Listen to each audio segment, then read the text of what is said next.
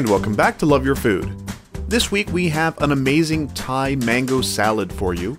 And this one is better if it's made the day before and is let to sit overnight. Now before we get started, I'd like to remind everyone that we have an affiliate link with Chef's Temp. If you need a kitchen thermometer or meat probe, please check out the link in the description below and use code LOVEYOURFOOD on checkout for 15% off your order. In the meantime, let's get going with our ingredients.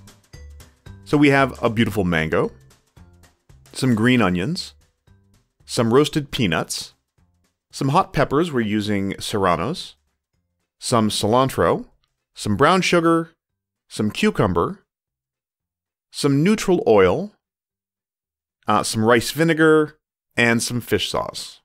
Always required for most Thai Thai dishes. So the first thing we're going to do is slice up our hot peppers. So these are from our garden. We're using serranos here. Thai bird chilies or Thai bird's eye will be just fine for this. You can also use, something bigger if you want to use jalapenos. We're actually going to take the seeds out. We don't want them to be blazing hot, and that the pithy bit there around the seeds is actually very, very spicy. So we're going to get rid of some of that. So it just cuts down the heat a little bit. And then we're going to cut these into pretty long, thin threads. So basically like shoestring. Very close to being a chiffonade. And these are still pretty spicy. You can control the heat in this by using fewer or more or hotter peppers or less hot peppers, whatever you prefer. You could use some poblano, and that would be a little less hot. These ones were quite spicy, but the mango really cools down the heat quite a lot. So you don't need to worry about it being super, super hot. It will, after it sits for a little while, with the mango and all the other ingredients, be a little more chill than when it first comes out. Now we're also going to cut our green onions. Now this is the green part of the green onions. And we're going to cut these in very similar sort of style with those long, thin threads. You've seen us do this before with the other Thai dishes. And just other dishes, we've done it for some Korean dishes as well, where we want sort of that consistency and texture where everything's kind of long and thread-like, and it gives that really interesting texture. It's quite enhancing to the flavor and the experience of everything. So all of the greens and the whites from the green onions going into the bowl, and then we're just going to do the same for the cucumbers as well. So we're just going to cut panels, and then slice the panels into sticks. And if they still need a little bit more cutting, we'll cut a little bit more. And just to make them into pretty thin little, as I described earlier, little shoestring. And the same for the middle. So we're not just going to use the outside, we're going to use the middle as well. So you want a cucumber with a little bit of structure. You don't want one of those ones that's just going to fall apart. We're using just a regular English cucumber for this. Whatever you have on hand that will have a little bit of structure inside is perfect. And that's all going to go into our bowl as well. Next thing is our mango, and we're just going to cut each of the half, as you normally do with the mango. You cut each half off of the pit in the middle.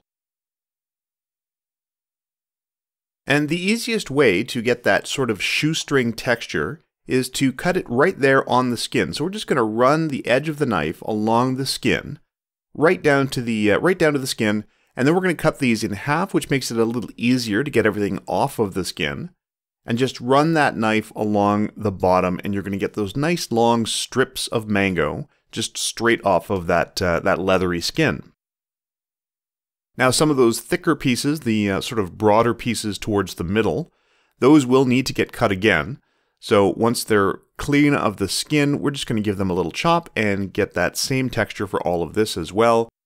Mango doesn't stack particularly well. It doesn't sort of hold on. It's kind of slippery. And it's a little tougher to cut, especially if it's not completely ripe. It's got a little bit of fiber to it. So that's about what we want it to look like. So we're going to add that into our bowl as well. And whatever doesn't fit into your salad, you can just eat. It's fine.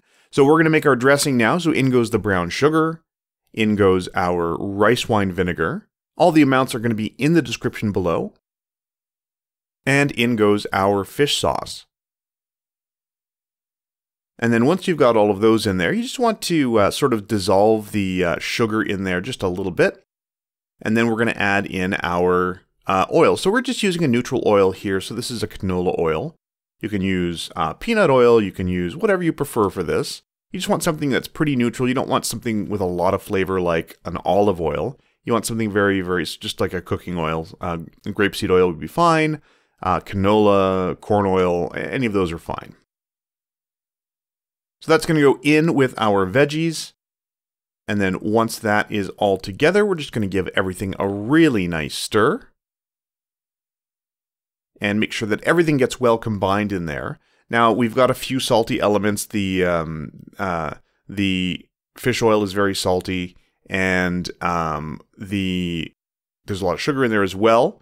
So that's all going to sit overnight. We put that in some containers and put that overnight. Now, when you're ready to serve, we're going to get out our cilantro, and we're going to get out our peanuts, and just give them a rough chop. They don't need to be super, super fine, because this is basically just a garnish. We want it to look nice and have a little bit of texture as well. Now the peanuts will add a little bit of flavor, and will also add that really nice crunchy texture. Now you can see the salad, as I said, has been sitting overnight, and it is ready to go. Now it doesn't have to sit overnight, it can sit for just a few hours, just to let those flavors kind of marry. So this is ready to go. We've got it on a plate, a little bit of that cilantro on top, and some of that chopped roasted peanut. And that's it. That's the whole thing. Really, really simple, quite delicious. Like I said, it does work a little better if it has a chance to sit and marinate, all those flavors come together. Really fantastic, and we hope you'll give this one a try.